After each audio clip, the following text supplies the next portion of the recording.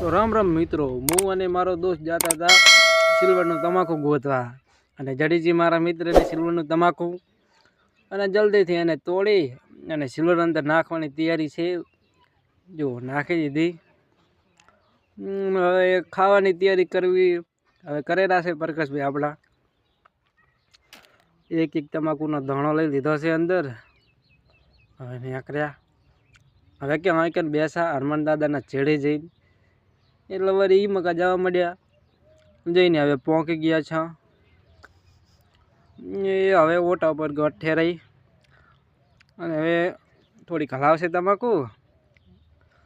એ હવે મોઢામાં નાખવાની તૈયારી છે. ઓ ભાઈ, એ શાહરુખ ખાનની સ્ટાઇલમાં મોઢા અંદર. એ ભાઈ ઓપી ઓપી